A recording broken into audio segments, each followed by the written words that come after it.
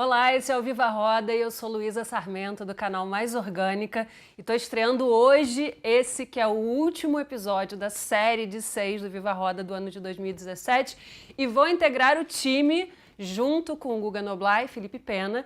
E hoje, para dar uma respirada, um pouco mais de leveza para o nosso programa, a gente hoje vai falar sobre comportamento. Já falamos sobre política, já falamos sobre economia e hoje a gente tem uma figura aqui fantástica. Eduardo Marinho, um fenômeno da internet, hoje da internet, porque é um artista de rua e que foi descoberto aí na internet por um acaso.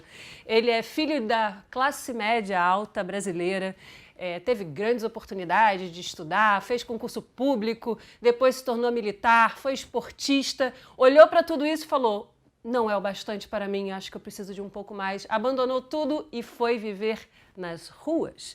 A gente vai conversar um pouco com ele hoje e saber mais dessa história toda que ele tem para contar para a gente.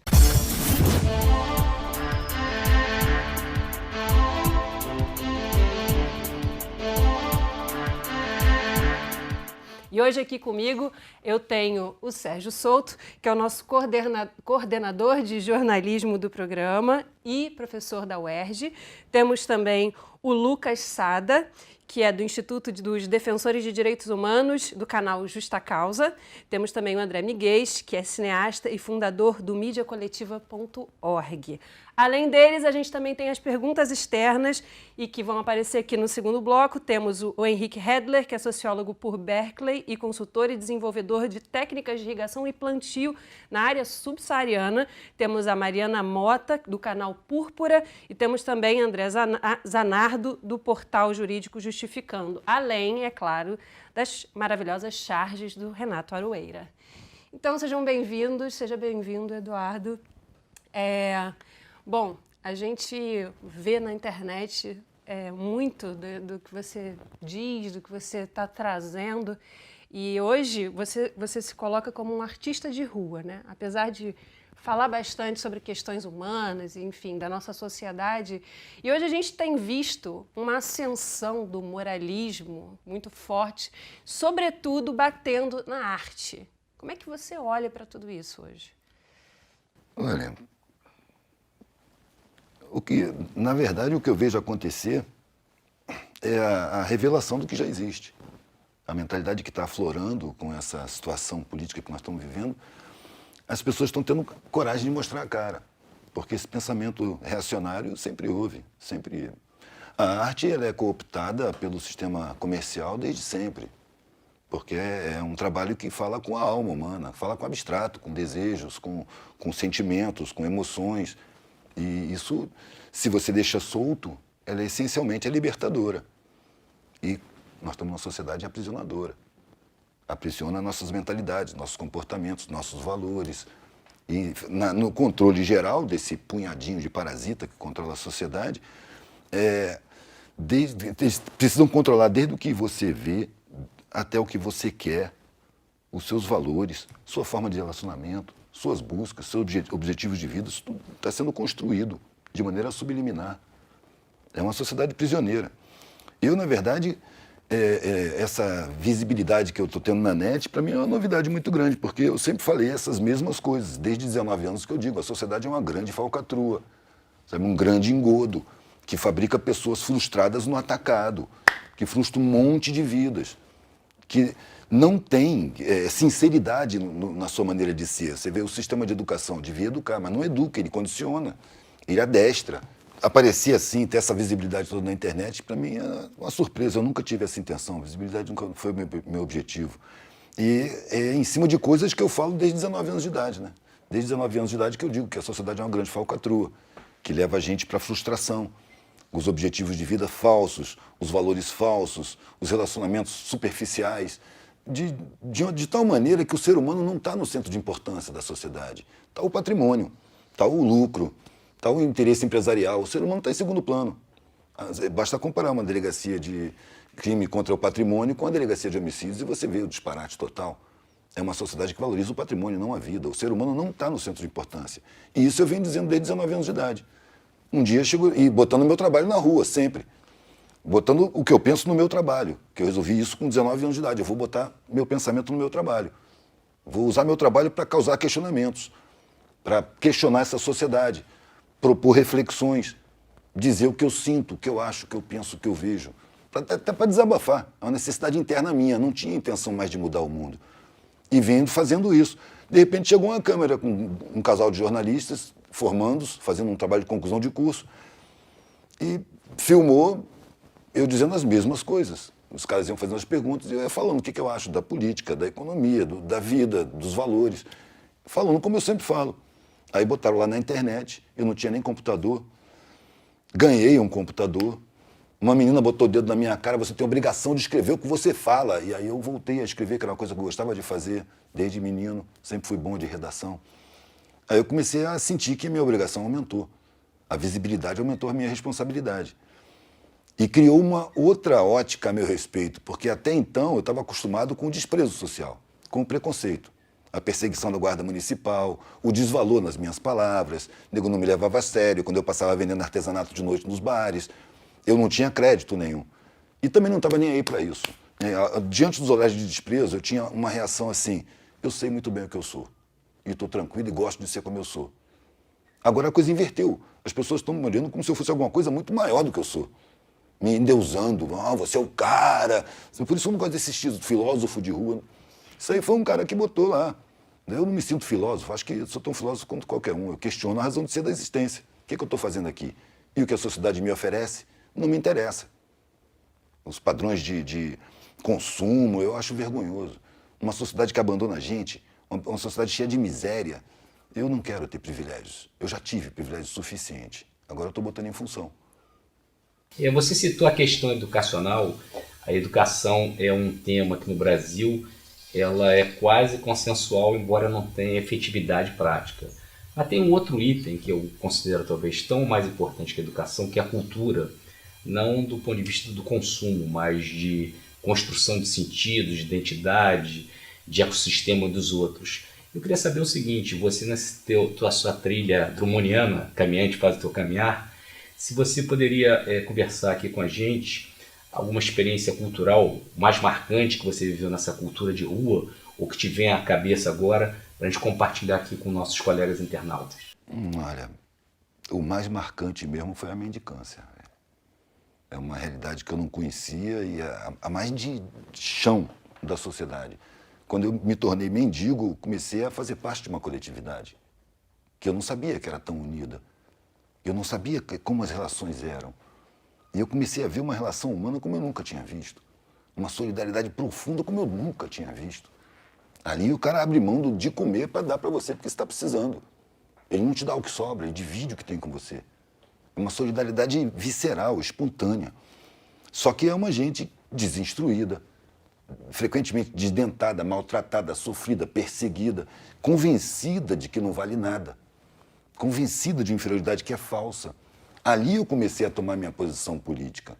Falei, porra, essa é a melhor galera que eu já conheci, velho. E a sociedade despreza, persegue, avilta essas pessoas. Então eu comecei a falar, não, essa gente, cara, é a minha gente. Tinha o direito de ter acesso a todo o conhecimento que eu tive. Tem direitos constitucionais completamente desrespeitados. Comecei a ver a organização social como uma entidade criminosa. Eu vejo o Estado como uma organização criminosa que joga em favor de um punhado de parasitas sociais e sacaneia a população por inteiro. Por isso que não pode ter investimento na população. Não pode ter, chamam educação de custo. Educação não é custo, é investimento. Mas não pode investir. Por quê? Porque vai ficar difícil controlar o povo. Nós temos uma sociedade monitorada, controlada, condicionada, mediocrizada. O sistema social impede o desenvolvimento da sociedade. Quando eu percebi a profundidade da solidariedade que tem nesse meio, eu comecei a ver que seria muito melhor se a sociedade fosse comandada por essas pessoas, que são pessoas muito mais humanas.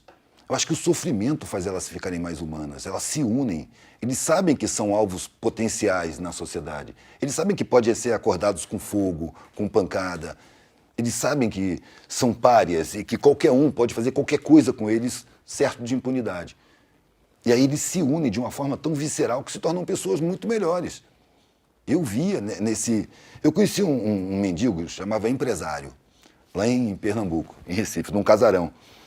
E um dia, ele era o mais solidário de todos. Ele sabe conhecer de ervas medicinais, ele buscava, trazia para tratar de ferida, ele sabia qual era a comida que alimentava bem, se ele precisava comer isso, ia lá, arrumava na feira, na xepa. E um dia eu encontrei esse cara em Boa Viagem. Eu fiquei na feira de Boa Viagem vendendo os brinquinhos que eu fazia. E na hora de dormir eu procurei uma casa abandonada, fui lá, vi que estava embarreirada, dava para entrar, mas estava embarreirada por dentro. Aí eu bati, pedi licença para entrar, abriram para eu entrar, era, claro, mendigo, né? Era o empresário que estava lá dentro. Ele falou, pô, maluquinho, chega aí, tô cozinhando a mandioca aqui, não tinha ninguém para comer comigo e tal. Estava cozinhando numa fogueira, numa lata de óleo assim, um monte de macaxeira. E ali, nessa noite, eu dormi ali com ele, ele me arrumou o papelão, e ele me contou a história dele, ele tinha sido empresário, de importação e exportação, coincidiu com uma outra história que eu vivi também. E ele não podia conviver com a família, mandava a família de férias, e estava ocupado sempre em desenvolver a empresa.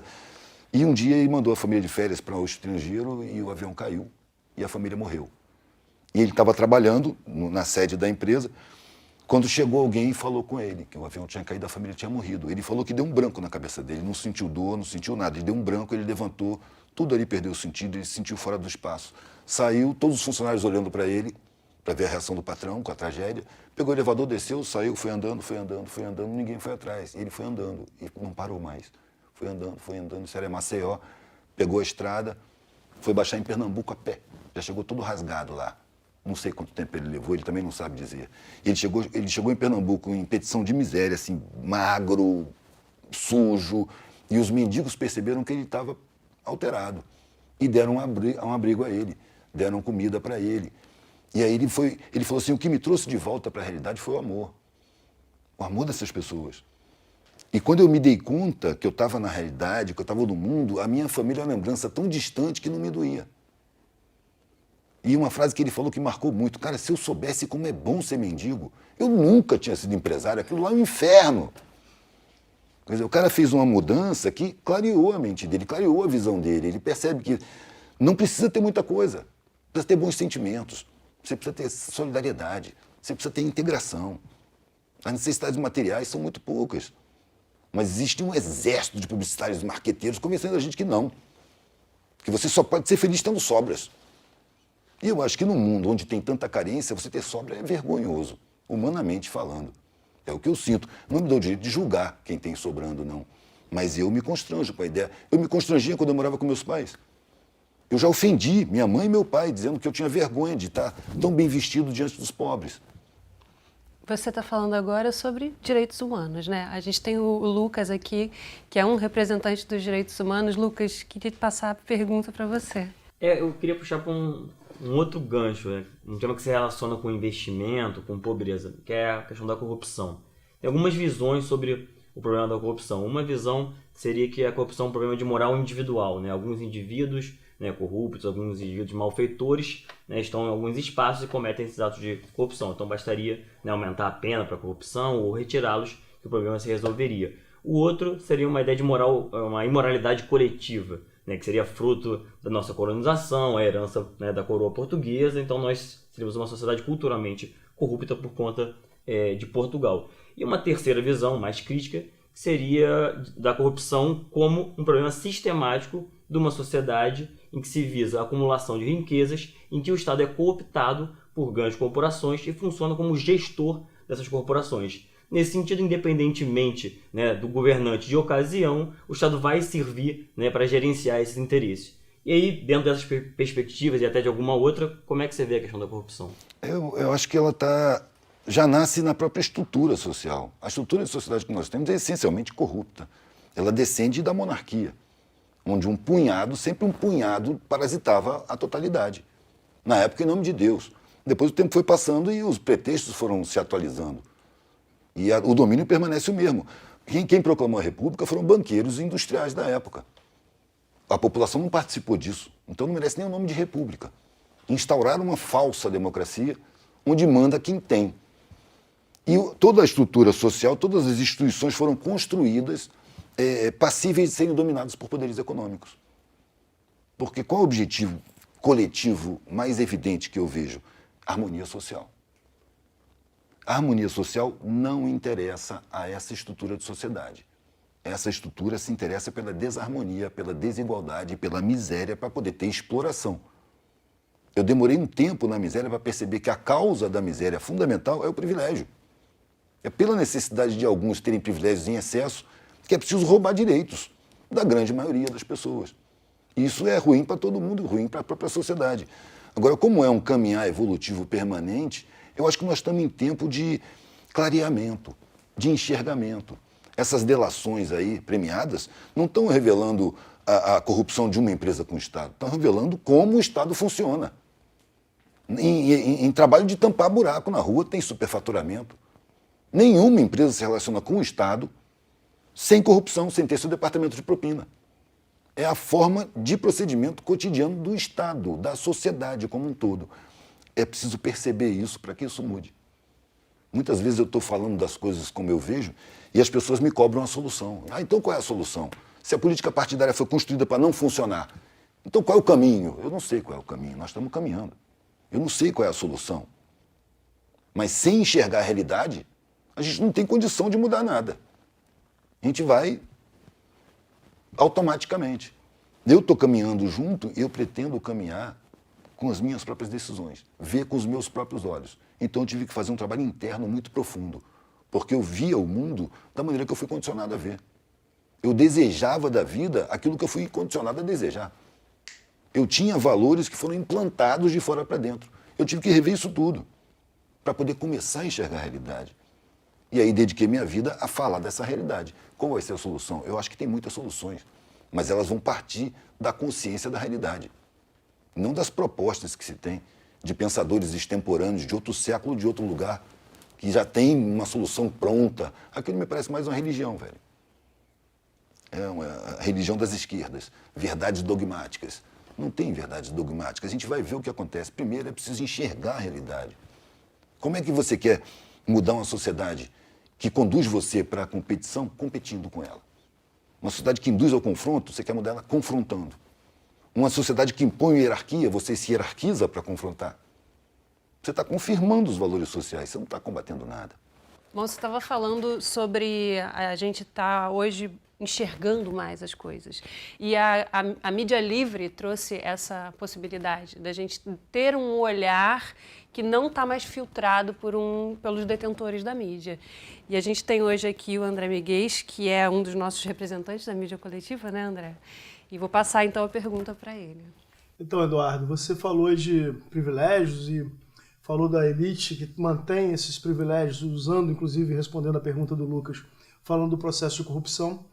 No Brasil, nós temos um oligopólio de 6 famílias que comanda o processo da comunicação social, né? Eles são os detentores da comunicação social, e existem os ocupantes dos meios de produção de mídia. Isso já existia, sempre existiram mídias independentes, mas agora, com o advento da internet, existem essas novas mídias independentes que tentam se contrapor, ocupando os meios de produção de mídia, se contrapor à ponta de lança da opressão, que são as mídias corporativas. Como é que você vê isso, inclusive porque você é um apoiador desse processo desde o começo, tem uma longa relação com o Coletivo Mariátis e com outras mídias independentes também. Como é que você fala isso? Isso aí são furos do bloqueio informacional, né? A gente vivia sob bloqueio. As informações só chegavam peneiradas por interesses empresariais. Quando eu era menino, você não tinha alternativa. Hoje, com o desenvolvimento da tecnologia, começou a aparecer uns buracos na blindagem. E esses buracos são pequenos, ainda poucos, e precisam de pé de cabra para abrir mais. Porque a blindagem continua. Você anda pela rua e você ouve falar que a Venezuela é uma ditadura, por exemplo. Que Cuba é uma ditadura. Por quê? Porque o domínio é muito grande, muito enraizado. Eu acho que é o princípio de um processo de esclarecimento também sobre a sociedade. Porque essa grande mídia, riquíssima, poderosíssima, na verdade é porta-voz de bancos internacionais. Que é o que está acontecendo. Essa mídia defendeu de todas as formas essa reviravolta no cenário político no país. E se você for ver o que está acontecendo a mesma coisa na Argentina, está acontecendo a mesma coisa no Paraguai, está acontecendo a mesma coisa em todos os países colonizados. É o roubo dos direitos permanentemente pelos próprios estados, na manutenção da ignorância. E a ignorância é o campo aberto para essa mídia dominar o pensamento, criar valores, criar comportamentos, desejos, objetivos de vida. Eu acho que o processo é muito lento para o gosto da gente, mas é preciso se aplicar nesse trabalho de divulgação. E é o que eu venho fazendo. Na verdade, eu não queria mudar o mundo quando eu comecei a falar o que eu estou vendo da sociedade. Eu só queria falar. E isso já me aliviava. Isso lá em 1980. E eu vim fazendo isso. Então, quando eu vejo um monte de gente entrando nessa mesma linha, ainda que equivocadamente pensando como programado, porque, por exemplo, eu vejo o cara falando, não, a gente tem que disputar a hegemonia. Eu pergunto, por quê? Quer ser hegemônico? Eu quero destruir a hegemonia. Eu não quero confrontar com o sistema, eu quero criar um outro sistema melhor que esse. Eu não quero usar os condicionamentos do sistema para trabalhar dentro dele. Eu quero criar meus próprios comportamentos, valores, visão de mundo, meus desejos e o meu comportamento também. O que eu vejo é que as pessoas inconformadas com a sociedade apresentam todos os condicionamentos da própria sociedade, se comportam como foram condicionados. Conflituosos, disputadores, vaidosos, egocêntricos. Mesmo as pessoas querem... Como é que você vai mudar uma sociedade que estimula esse tipo de posicionamento desse jeito, fazendo exatamente o que você foi condicionado, com vaidade, com disputa, com confronto? Não precisa confrontar. Não adianta tirar a Globo e colocar fazer uma outra Globo. A qual aparece na hora a outra. A estrutura social está preparada para isso mesmo. A gente tem que trabalhar com isso. E apesar disso. E não se deixar cooptar por isso também. E mostrando para as pessoas, na medida do possível. A gente não pode esperar ver o mundo justo. Não vai dar tempo. O processo de mutação começou há 4 bilhões de anos. O que são umas décadas dentro disso? A gente vive umas décadas. Ninguém vai mudar o mundo, porque o mundo é mutação permanente. A gente entra na mutação e participa dela. A diferença é como você participa. Geralmente você participa como foi condicionado. Eu quero me descondicionar para participar da forma que eu escolher, com a minha vontade, com a minha visão, com os meus valores, e não com essas coisas programadas pela sociedade. E quanto a isso, ficou muito fácil, porque simplesmente eu falei, isso aí para mim não presta. E a pergunta é, o que presta? Eu não sei o que presta, mas isso não presta. O que você vai fazer? Eu não sei o que eu vou fazer, mas eu sei o que eu não vou fazer. Eu não vou me formar, não vou ser convencional, não vou viver da forma normal nessa sociedade. Vou buscar um sentido. Ou eu vou encontrar, ou eu vou morrer procurando. Porque o que me é apresentado como sentido da vida não me serve. Gente, o papo tá ótimo. A gente vai dar um rápido corte aqui, mas a gente volta daqui a pouquinho para o segundo bloco com as perguntas de fora. Fica por aí.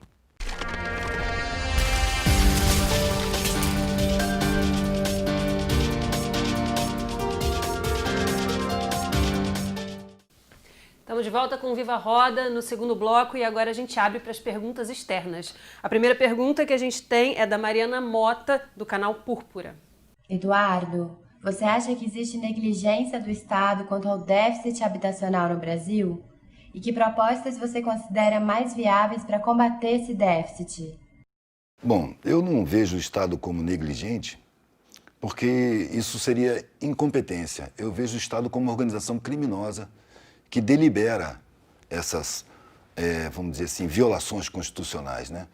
Porque na Constituição diz lá que todo brasileiro tem direito à alimentação garantida pelo Estado, atendimento médico, a moradia, a educação de qualidade. O Estado não cumpre nada disso. Então, para mim, é uma organização criminosa, dominada, sequestrada por poderes econômicos que age de acordo com os interesses desses poderes econômicos.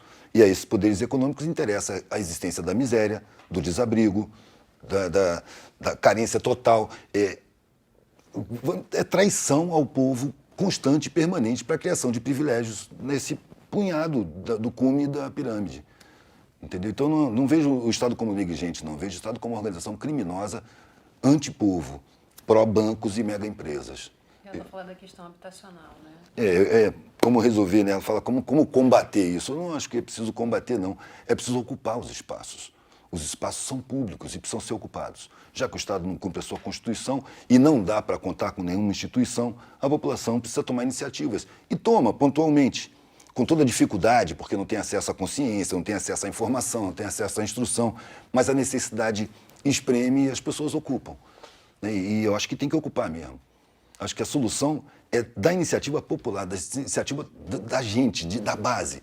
Não é esperar nada de instituição, não, porque as instituições estão todas cooptadas. Não escapa nenhuma. Na ausência de políticas públicas habitacionais, na tua experiência de rua, você poderia mencionar alguma solução criativa da base, como você mencionou, que eventualmente pudesse ser replicado ou são experiências Solução, apenas locais? Não vi solução, eu vi atitudes, né? Algumas alternativas. Mas aí sempre se misturando, porque nós estamos numa estrutura social corrupta. Então o prefeito ele declara que tem, sei lá, 500 desabrigados na cidadezinha dele lá. Eu morei numa cidade dessa, tinha 7 mil habitantes. E ele não tinha desabrigado o suficiente para botar nessas 500 casas. Sabe? E eu vi nos planos da prefeitura que as casas eram construídas com telha colonial, com mármore, encanamento, e a casa, eu fui um dos beneficiados, eu só recebi tijolo, cimento, areia, um caminhão de pedra. As telhas eu tive que botar de eternite mesmo, essa telha de amianto, os canos eu que tive que comprar, os fios, tudo eu que tive que comprar. Ou seja, o cara faz um programa que ele realmente acabou com o desabrigo na cidadezinha dele, mas ele fez um montão de dinheiro com isso. E elegeu toda a região em volta da cidadezinha, as câmaras legislativas, com esse dinheiro. Quer dizer, você está num estado que é corrupto, numa estrutura social que é corrupta, você vai ter corrupção em todos os lugares. Se você não for corrupto, você não passa, você não vai. Você tem que conniver, no mínimo conniver. Então, não acho que a gente deve esperar por nada das instituições. Ainda mais quando elas estão feitas para funcionar da forma que elas funcionam. A gente não está vendo a corrupção revelada, não. A gente está numa sociedade que é corrupção pura. Toda a estrutura administrativa da sociedade é corrupta, a meu ver. Bom, a gente tem agora a próxima pergunta, que é do Henrique Hedler, que é sociólogo por Berkeley, consultor e desenvolvedor de técnicas de irrigação e plantio na área subsaariana. Eu tenho passado aí os últimos 2, 3 anos trabalhando projetos sociais em grandes organizações humanitárias, entre outras poucos menores, na África e na Ásia, foi onde eu passei grande parte do tempo. E a gente sempre se pergunta, né, quais são alguns projetos sociais implementados aí nos últimos 14 anos no governo anterior no Brasil. Quais são os projetos que foram implementados que poderíamos implementar também em outros lugares do mundo, levando sempre essa dinâmica de desigualdade social no Brasil, que existe também no continente africano muito, e como, por exemplo, o projeto Minha Casa Minha Vida, Bolsa Família, entre outros. Quais projetos você considera de grande importância, não só no Brasil, mas fora do país, que podemos implementar e ajudar e continuar esse trabalho de cooperação, né, que o Brasil vem tentando fazer entre o Brasil e a África aí nos últimos anos, aí, antes do governo Temer? Valeu, abraço. Bom, falar de programas sociais do governo passado, eu acho que foram programas band-aid. Você tem um cara com fratura exposta e você bota band-aid na ferida dele. Na verdade, o Estado comete crime contra a população desde sempre, desde a monarquia. Então era preciso um programa de resgate da população vítima de crimes sociais. O que é essa ignorância endêmica que nós temos? É fruto de crime social. O Estado tem a obrigação de produzir instrução de qualidade para a sua população. O Estado tem a obrigação constitucional de garantir a alimentação para toda a população. E o Estado não cumpre. Era preciso haver um investimento pesado em educação, em alimentação, em resgate dos crimes cotidianos que o Estado comete contra a sua população. Eu acho que o que eu posso achar de bom mesmo que houve nos governos do PT foi a coisa que nunca tinha havido antes, de o pobre estar dentro da universidade e não está varrendo o chão, ele está estudando. Foi uma via que nunca aconteceu. Um punhado de pobres, era para ser em massa, mas foi um punhado, mas só esse punhado já é uma migalha importante. Entrou na universidade e criou uma via dupla. Primeiro, vivência de periferia, de base, dentro da academia, que nunca teve. E segundo, conhecimento acadêmico para a periferia, que também nunca teve. Então essa eu acho que foi a pior heresia do PT e foi o que determinou a queda dele. Os pobres estavam começando a se tocar. E se os pobres se tocarem, a sociedade muda, sem chance de não mudar. É preciso, a base fundamental da sociedade está na ignorância, na desinformação, no sentimento de inferioridade e impotência da maioria da população, que é a parte mais forte, mais resistente, mais criativa, mais capaz de superar dificuldades, porque trabalha com dificuldade o tempo todo. Quando você trabalha com dificuldade o tempo todo, você cria uma capacidade de superação muito grande. É preciso um trabalho de lavagem cerebral para impedir essas pessoas de tomarem consciência do seu próprio poder. E como é que você vislumbra essa geração que já saiu da faculdade, que teve essa oportunidade e que agora é sem volta? Eles estão funcionando direitinho. Eu nunca vi tanto organismo de informação dentro das favelas. Só a Maré, se não me engano, tem 5 jornais.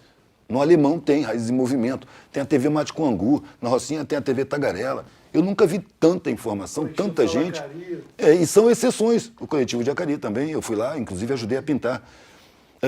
São coisas que estão acontecendo que aparentemente sem contato, sem estar ligado um com o outro, mas está acontecendo em muitos lugares. Em Foz do Iguaçu está acontecendo, no Rio Grande do Sul está acontecendo.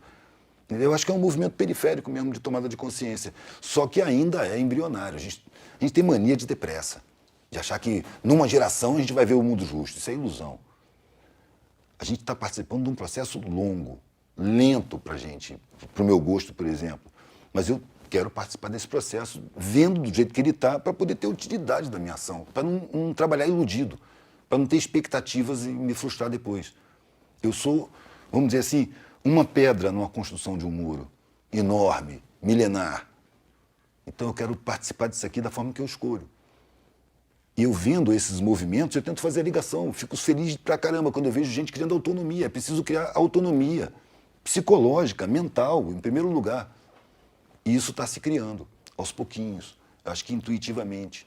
Nas periferias está brotando autonomia. O artista da periferia, que eu não encontrava antes, agora ele não quer mais ser reconhecido pela sociedade, ele quer fazer arte para a galera dele. Outro dia eu entrei em Acari e tinha um cara sozinho, porque os outros estavam tudo em função. E o cara falou, pô, ainda bem que você chegou aqui, minha irmã, a favela é muito alienada, é muita alienação. Na favela não aguento mais tanta alienação. Aí eu lembrei ele, velho, décadas atrás eu entrava numa favela, não tinha ninguém reclamando de alienação. Hoje tem um monte de gente. São poucos, são exceções, mas são altamente contaminantes. E o melhor de tudo, fala a língua daquela área ali. Eu estou cansado de ver acadêmico entrar na favela e sair decepcionado, porque ele não aprendeu a falar a língua da favela. Ele chega carregado do condicionamento da superioridade acadêmica. Ele está com o cérebro lavado, enxaguado, está condicionado, ele não vai funcionar. Vai funcionar ali, na língua deles, cara. E ali é que está a sabedoria. O pânico dos dominantes, a meu ver, é o encontro do saber com a sabedoria. Por isso que há essa defasagem. A linguagem acadêmica, ela não é acessível para a maioria das pessoas. Ela é feita para servir de arame farpado, para não deixar o conhecimento atingir a maioria. Então temos uma revolução em curso. Eternamente em curso. Não sei se pode chamar revolução, mas o movimento é constante. Tá certo. Então temos mais uma pergunta, agora do André Zanardo, do portal Jurídico Justificando. Olá, Eduardo, tudo bem? Eu sou o André do Justificando. Um grande prazer poder perguntar para você, sou um grande admirador do seu trabalho, da sua pessoa.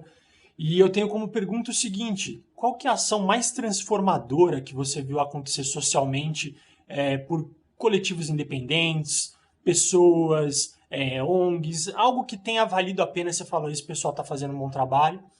E a outra pergunta que eu tenho é, você acredita em punição como forma de se fazer justiça? Como, por exemplo, prender alguém? É isso. Um grande abraço. Bom, um movimento que tenha gerado muitos resultados. Eu vejo muitos movimentos, não vejo nenhum especialmente, até porque eu não confio nos movimentos institucionais. Mas eu vejo muitos movimentos brotando, espontâneos, em vários lugares, como hortas comunitárias, como plantio de ervas medicinais, a busca de autonomia. Isso eu estou vendo acontecer e acho isso muito importante. E passa despercebido, e é bom que passe despercebido, porque o controle social é ferrenho. Se percebe que está se criando autonomia, vai combater a autonomia, vai criminalizar a autonomia, porque é concentração de poder, né? A segunda parte da pergunta... A questão da punição, se você sim. Da prisão. Olha, quanto a essa mentalidade punitivista, eu acho que ela é estratégica. Porque se você fizer um estudo psicológico na massa carcerária, você vai ver que mais de 90% ali sofreu crimes do Estado desde a infância, né? E praticamente foi empurrado para o lado do crime. Se o cara não tem condição de consumir e tem uma televisão que planta nele desejos compulsivos de consumo, ele tem uma probabilidade de ir para o crime. São milhões e milhões de pessoas a quem é negada a condição de consumir.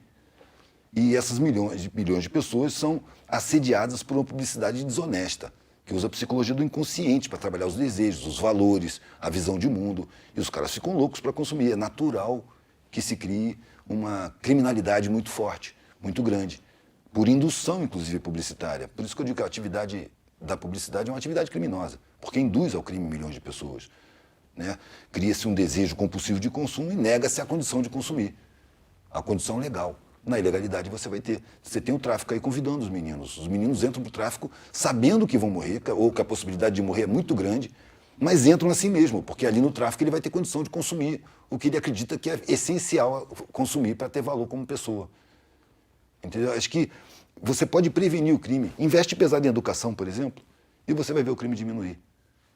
Investe pesado nas condições básicas de vida, na fome, na miséria, no desabrigo, e você vai ver a criminalidade diminuir. Mas isso acho que não interessa para o sistema social, comandado por um punhado de parasitas podres de ricos que não convivem com os problemas do caos social. Moram atrás de muralhas eletrificadas, com segurança armada, quando saem de helicóptero. Gente que tem capacidade de passar a mão no telefone e falar, senador fulano, quero falar com você hoje, pega o meu avião em Brasília e vem jantar na minha casa, para debater uma lei que o cara está querendo plantar lá, para mandar na lei. O Estado reprime, inclusive, as iniciativas autônomas de educação popular, por exemplo. Sim. Você vê o caso dos 23 processados da Copa do Mundo, daqueles 23, pelo menos 8, 10 são professores e eram membros de grupos de educação popular, pessoas que estão sendo perseguidas pelo Estado. Claro. A ignorância é base fundamental, é alicerce da sociedade, porque imobiliza. Se você tem instrução... Você não acha que vai chegar um momento em que vai ser preciso flexibilizar porque vai inviabilizar a sociedade? Já estamos vivendo um momento de inviabilização, não? Olha, a vida não está se inviabilizando, né? Ela continua. Sociedade, eu digo. Sim, ela é composta de indivíduos, né? E há indivíduos que estão se tocando. Há exceções à regra. A capacidade da exceção contaminar é muito grande. Pessoas que começam a ver a realidade do jeito que ela é, passam para outras pessoas. E eu acho que é esse trabalho que está acontecendo. Sem pretensão, sem presunção, sem postura de superioridade, com igualdade de um para o outro. É isso que está acontecendo. As pessoas estão começando a perceber como funciona a sociedade muito lentamente. Isso é um trabalho para gerações, não é um trabalho que eu vou ver resolvido. Mas é um trabalho que eu tenho que participar. Porque se eu não participar, minha vida não tem sentido. Você colocou uma coisa interessante, que é uma relação entre a pobreza e a miséria e um certo tipo de criminalidade. Criminalidade de rua ali, pequeno tráfico, pequeno roubo, pequeno furto. Mas a sua vivência de rua deve ter te dado uma outra noção também, que é a noção da miséria e da pobreza como um fator de criminalização, como um risco maior de ser alvo da polícia. Né? Porque a criminalidade está espalhada pela sociedade, mas a repressão é uma repressão extremamente seletiva, né, com caráter classista e racista. O que você poderia falar dessa sua experiência com a criminalização da atividade de rua? Rapaz, essa é uma constante, né? Eu me habituei a isso. E eu não esperava outra coisa. Eu estava na parte protegida. Quando eu passei para a rua, para você ter uma ideia, eu achava que não passava dos 30 anos. Eu tinha 19, eu tinha certeza que não passava dos 30. E para mim estava bom. Uma das frases que eu falei quando eu saí para a estrada é: para viver essa vida, eu prefiro nem viver. Eu não sei o que eu vou fazer, não sei para onde é que eu vou, não sei como eu vou viver, mas eu sei o que eu não vou fazer e como eu não vou viver. O resto, eu vou ver o que acontece. Então, para mim, era natural a repressão. Eu jamais me aborreci por ser preso. Recolhido na rua, vamos para a delegacia, para me dar uma geral. Uma agressividade policial, era o que eu já esperava. Então, não me surpreendeu. O que me doía era ver as pessoas que estavam comigo, na mesma classe, na mesma situação, que não tiveram os meus acessos, não tiveram a instrução que eu tive e que se sentiam realmente humilhados. Porque se você olha para a pessoa, o ser humano do policial, o treinamento dele estraga a vida dele e de todo o entorno dele. Ele se torna um cara agressivo, intolerante, violento, potencialmente violento. É como disse o Thomas Sankara, lá na África, um militar sem consciência social é um criminoso em potencial. E o que a gente vê são as forças de segurança cometendo crimes contra a população o tempo todo. Sobretudo os mais pobres, que não tem como correr atrás. Então há uma proteção para as classes altas. Um policial do Leblon, por exemplo, ele foi me pedir documento, me deu boa noite. Documento, por favor. Eu nem entendi. Eu fui abordado por aquele sargento enorme. Ele: boa noite, com licença. Documentação, por favor. Eu olhei para ele e falei: quê? Eu não vi. Documento. Você quer que eu pegue meu documento? Está aqui na bolsa. Eu posso meter a mão na bolsa? Porque na área onde eu vivo, se eu meter a mão na bolsa, os caras tiram. Então é outro tipo de polícia, é outro tipo de trato que dá. Sabe? Na periferia, a polícia é inimiga. Ele é treinado para achar que ali na área pobre, todo mundo tem a ver com a bandidagem. Se você não é bandido, você é parente de bandido, é amigo de bandido, você conhece bandido, você sabe dos movimentos do tráfico. Então a tortura na favela é legalizada. Come solta. Vídeo Caso Amarildo, por exemplo. Por exemplo, ali foi um cara que deu azar. Porque ele era epilético, ele não ia ser morto. Ele ia ser torturado. Mas ele teve um ataque cardíaco e morreu durante a tortura. O que houve? Ele reagiu a uma abordagem policial ilegal. Ele ia subindo o morro com um peixe nas costas, passou por um policial, o policial meteu a mão na carteira dele e puxou. E ele, mais que rápido, passou a mão e pegou a carteira. Falou, você não mete a mão na minha carteira, não. Você não pode fazer isso. O pai deu um esporro no policial, o policial só marcou ele. E aí falou com a namorada. Liga para a UPP e diz que o Amarildo conhece onde tem um depósito de arma do tráfico. A namorada ligou. Foi mandada na diligência buscar. Quem foi na diligência? Aquele policial que violou o direito dele. Agora você vai ver, meu irmão. A gente encerra o segundo bloco por aqui, mas daqui a pouquinho a gente está de volta com a nossa última rodada de perguntas. Fica por aí.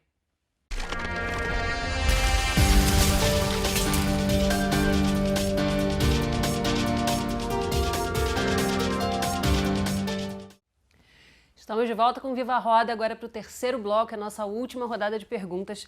Vou tomar aqui a minha vez, então, posso? Então, daqui a pouco a gente volta no sentido contrário. Bom, você agora, depois que apareceu na internet, que começou a ser comentado, você está com o blog, né, Observar e Absorver. .blogspot. E vários seguidores te seguindo. Eu vi alguns vídeos seus, você falando sobre, fazendo crítica também à doutrinação religiosa e tal. Você não teme que você acabe sendo colocado nesse lugar? Porque, afinal de contas, assim, Jesus não era cristão e Buda não era budista. Então, você não tem medo de ser colocado nesse lugar também? Não, nem penso nisso. Eu estou fazendo o que eu sempre fiz, dizendo o que eu penso, o que eu vejo, o que eu sinto, o que eu acho. Da mesma forma. Com a visibilidade, aumenta a noção de responsabilidade. Porque, enquanto eu estava no desprezo social, eu podia falar qualquer coisa. Agora, quando eu vejo um monte de gente me olhando e me usando como referência, eu tenho que cuidar do que eu falo. Por causa das interpretações. Eu tenho que tomar mais cuidado. Mas eu estou naquela defesa do ego. Sabe como? Diante do desprezo, eu reconheci o meu tamanho. Agora, diante da supervalorização, eu também reconheço o meu tamanho. Qual é o maior desafio? Não tem desafio. É procedimento. Eu não quero virar um babaca. Da vaidade, né? Um monte de gente que ganhou fama virou babaca. Eu conheci pessoas que foram ganhando fama, daqui a pouco o cara não dá para conversar. O cara virou um trouxa, um mané, se sente superior, fica impaciente, fica mimado. Quer dizer, eu não quero me estragar. Eu acho que fama não modifica nada, para mim. Agora eu tenho que tomar cuidado, porque eu vejo gente se aproximar de mim porque eu tenho visibilidade, para ganhar visibilidade. E para mim isso é uma pequeneza, não tem sentido.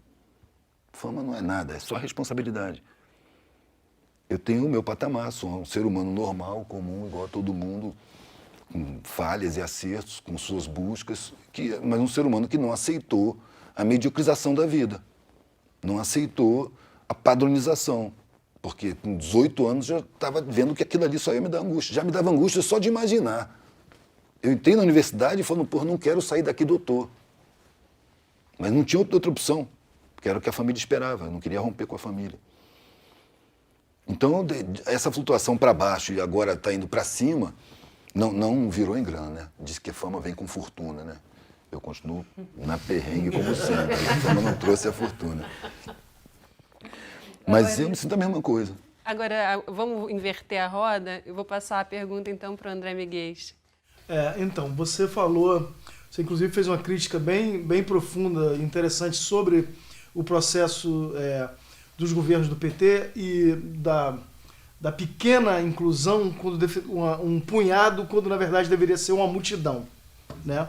E você é um homem, é um autonomista, é um cara que defende os movimentos autonomistas, que faz essa boa política. Cooptação, você acha que isso é uma possibilidade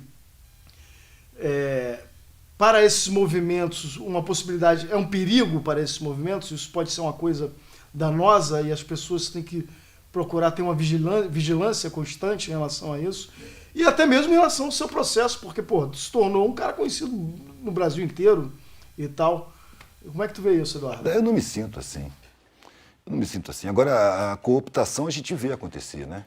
Desde sindicatos, você pega o representante de classe, bota ele num lugar mais visível de poder e ele vai ser cooptado pelo patrão, pelo poder econômico, ele vai ser comprado, ele vai ser privilegiado. Eu tenho uma grande vantagem nisso, né? Porque eu nasci num lugar abastado, eu convivi com sobras e excessos e luxos. Eu já vi que isso não significa nada, para mim não significa nada. Então não tem como eu ser comprado, porque se eu quisesse isso, bastava eu ficar ali onde eu nasci. E hoje eu teria isso. Certo. Farturas e tal. Eu queria um sentido para a vida. Eu acho que hoje eu me sinto muito mais rico do que na época. Porque a experiência que eu fiz, depois de 20 anos de rua, de vender quadro a óleo, me levou para a galeria, me fez conviver novamente com aquele tipo de mentalidade de classe alta. Aquela mentalidade eu convivia na minha infância, na minha juventude. Então, é uma mentalidade que não me dava uma repulsa ou uma revolta, porque me lembrava a minha infância. Só que nessa situação eu tinha já 20 anos de rua e base vivencial para contrapor argumentos, sem agressividade nenhuma. Só esclarecendo as pessoas dos equívocos, que eram os equívocos que eu tinha na minha infância e na minha juventude, na minha adolescência. Mas aí eu percebi que não dá. Essas pessoas não querem tomar consciência da realidade. Elas querem ficar onde estão, usufruindo dos privilégios, pagando mixaria, vivendo de explorar o trabalho dos outros. Não querem ver a realidade. Bom, então agora passa a bola para o Lucas para fazer sua pergunta. Eduardo, vou puxar uma leve polêmica com você aqui. Se eu entendi bem, você falou que a gente não deve nem confrontar as instituições, nem disputá-las. Não sei se foi bem isso que eu entendi. Agora, tem instituições que não nos permitem isso. Por exemplo, como eu estava falando, o sistema de justiça criminal e a polícia. Né? Que a gente pode ignorar essas instituições, mas elas não vão ignorar uma certa parcela da população. Também parece que há uma necessidade, sim, de empreender uma luta direta contra o sistema, buscando combater, buscando reduzir esse estado penal. Como é que você vê essa relação com a justiça criminal e a necessidade de ter uma postura mais ativa em relação a eles ou não? Eu acho que a minha postura pessoal, eu não coloco assim, acho que a gente não deve entrar nas instituições. Tem gente que acha que deve, e eu acho que essas pessoas devem fazer o que manda a consciência delas. Eu não entro lá porque me faz mal à saúde. Eu não vejo honestidade nas instituições. Eu não vejo legitimidade nenhuma. Na polícia eu tratei com ela da forma mais bruta. Uma das primeiras coisas que me aconteceu foi perder meus documentos. E eu tinha documentos que a geral parava no meio. Eu tinha carteira do Exército, eu tinha carteira de filho de militar, eu tinha carteira do Banco do Brasil, eu tinha carteira da universidade. Então, quando eu perdi, creio eu, na rota de entrar em contato com a segurança pública da forma mais desprotegida. E eu aprendi que o policial, ele está acostumado a tratar com raiva e com medo. Se ele não encontra em você nem raiva, nem medo, ele te estranha. Então, se o policial fala comigo, pode estar berrando, eu respondo a ele como se ele estivesse sendo educado. E falo com a maior calma do mundo com ele. E eu sinto que com pouco tempo ele já não quer mais tratar comigo. Eu sou um ser estranho. Eu devo ter costa quente, esse cara está muito calmo, tem alguma coisa aí. Não estou entendendo, ele não está reagindo como eu espero. Aí o cara me manda embora com um grito. Some daqui! Tá, obrigado, bom serviço. Estou indo embora. Estou tratando com uma segurança pública que é hipócrita. E ele, o agente, não sabe disso. Ele está com o cérebro lavado, enxaguado, preparado para fazer exatamente o que ele faz. Ser agressivo, ser desrespeitoso. Se ele julga que você é pobre, ele já te supõe cúmplice de algum crime, de algum criminoso. Você conhece, você sabe. Ele já supõe tudo que você diz é mentira. Ele está lavado e enxaguado para ser assim. Então eu não tenho que pessoalizar a coisa. Eu vejo ele como um Estado, que é um Estado hipócrita, é um Estado criminoso. Dele eu espero qualquer crime. Não me espanta. Como é que isso vai mudar? Eu não sei, velho, como é que isso vai mudar. Mas eu já tive vários contatos com policiais que se abriram comigo por essa maneira de eu tratar e mostraram inconformação com a força, a desilusão. Eu pensei que ia servir mesmo à sociedade. Você tem que conviver com um monte de falcatrua, um monte de crime. Sabe? A instituição é criminosa, como é criminoso o Estado. Toda a estrutura social é criminosa, dominada por um punhado, é hipócrita, é mentirosa, é indutora, é mediocrizante, é frustrante, é sacana, é filha da puta. Então, tudo que vem de lá vai vir desse jeito. A saúde pública, como é que trata as pessoas pobres? Quantas vezes o cara vai levar a avó no médico e não tem médico? Tem que chegar às 5 horas da manhã, ficar numa fila, 7 horas da manhã os caras abrem para a senha, você vai ser atendido meio-dia e o médico não está. Ou se está, te atende em 15 minutos, sem nem olhar para a sua cara. Isso está em todas as instituições, na saúde, na educação. Os vocacionados, eles são potenciais frustrados. O cara que entra para a polícia pensando em causar paz pública, ele vai sofrer muito. O cara que vai dar aula por vocação de professor, ele vai se frustrar muito, ele vai ser perseguido e discriminado. O médico que ama o ser humano, que como deve ser, ele vai ser discriminado no meio médico. O médico bom é o que receita remédio, que atende rápido e ganha um montão de dinheiro. A pessoa vai entrar para a medicina pensando em ganhar dinheiro. O cara quer ganhar dinheiro. Vai para o comércio. Se forma em engenharia. Faz qualquer coisa, mas não vai para a medicina, você vai se tornar um torturador. E até discriminam os pacientes quando vêm com outro discurso, né? Já aconteceu comigo, eu falava, mas o que eu tenho não dá pra gente montar uma dietinha? Tá maluca? Que mané dieta? Já aconteceu comigo. Assim, como é que um médico não entende que o alimento é o remédio? Ah, não, ele foi programado. Quem dá aula para os médicos? Laboratório. Ele jamais vai dizer para você que você está com hipovitaminose B, você precisa do complexo B. Ele não vai falar com você, olha, como arroz integral, que o arroz integral tem todo o complexo B. Olha, no trigo de quibe tem todo o complexo B. Não, ele vai te dar um remedinho. Vai na farmácia e compra um complexo B. Que vai acostumar seu corpo a receber a vitamina pura e vai perder a capacidade de extrair a vitamina do próprio alimento. A medicina lucrativa é a medicina criminosa. É essa medicina que permite que as pessoas morram na porta do hospital por falta de atendimento, porque não tem dinheiro para pagar. Que trata o mais pobre com desprezo. É feito para não funcionar. A saúde pública é apavorante. Não é apavorante à toa, não. Os planos de saúde estão aí elegendo os legisladores. Então tem que ter uma saúde pública apavorante. Aí o motorista de ônibus ele precisa de um plano de saúde ralé. Está cheio de plano de saúde popular.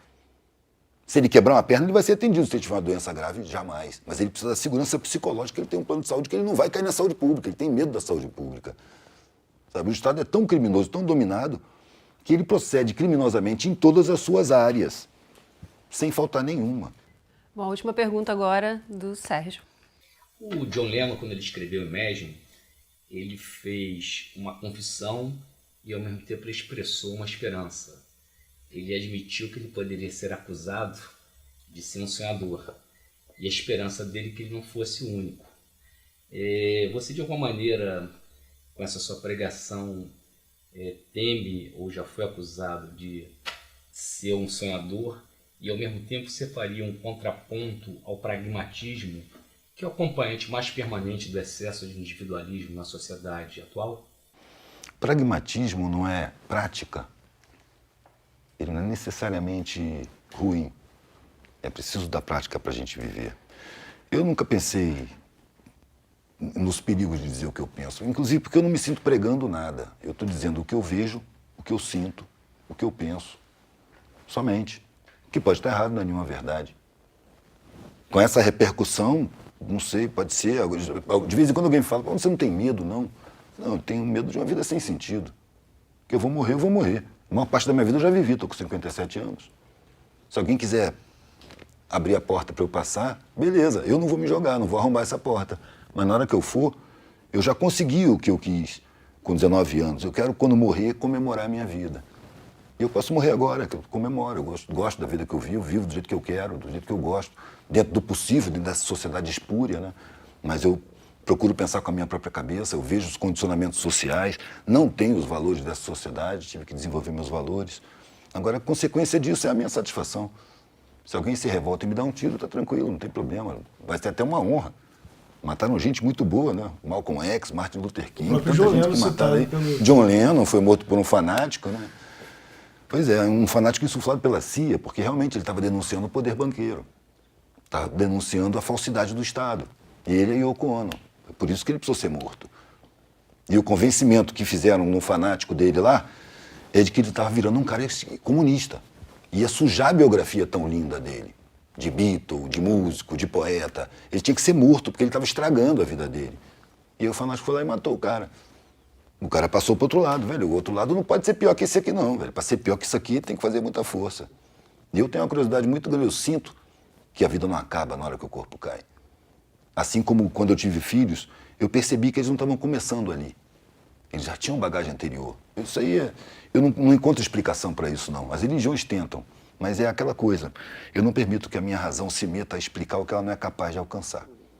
Eu me abraço com a ignorância para não cair no ridículo. E o ridículo é ficar explicando o inexplicável, concebendo o inconcebível, e você acaba tendo que impor sob ameaça. Ou você acredita, você está no inferno para o resto da eternidade. Eu prefiro ficar na ignorância, eu não tenho nenhum problema com a ignorância. É ela que abre um campo para eu aprender o tempo todo.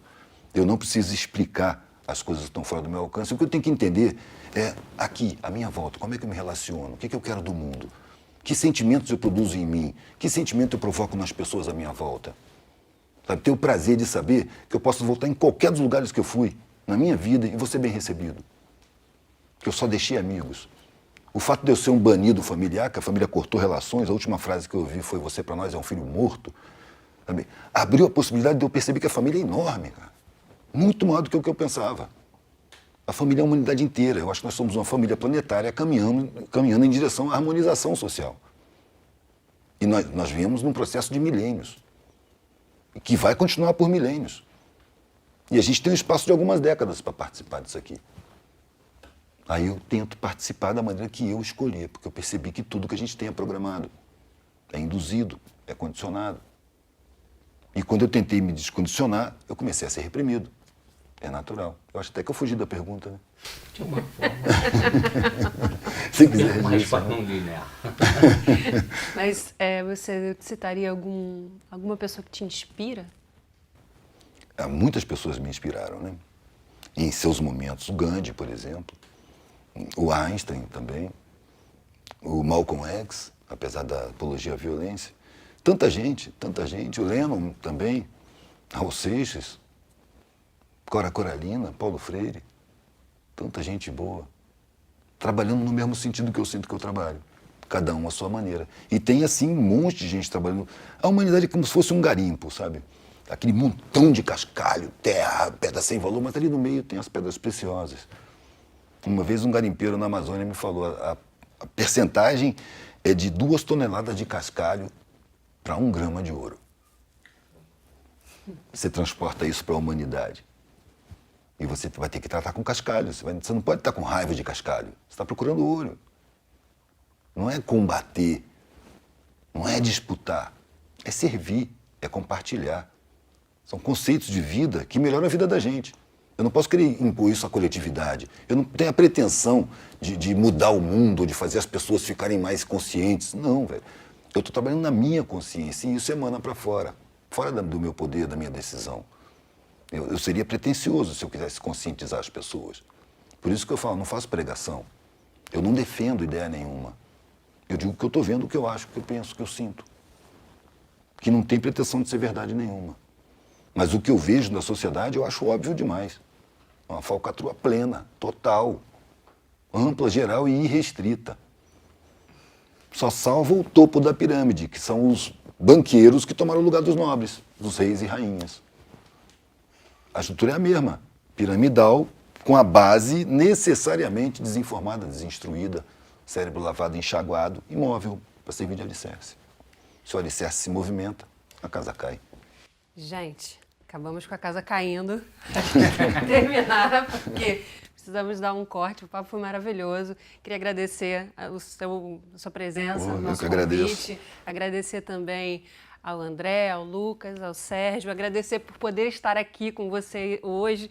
E se você que está aí do outro lado está afim de ver a nossa peneira aqui de cascalho para catar essas pepitas que estão soltas por aí, apoie o nosso canal, o Viva Roda. A gente ano que vem começa mais uma temporada e a gente vai abrir um crowdfunding. Então, se você quiser continuar vendo as pepitas aparecendo por aqui, dá uma força pra gente nesse nosso crowdfunding.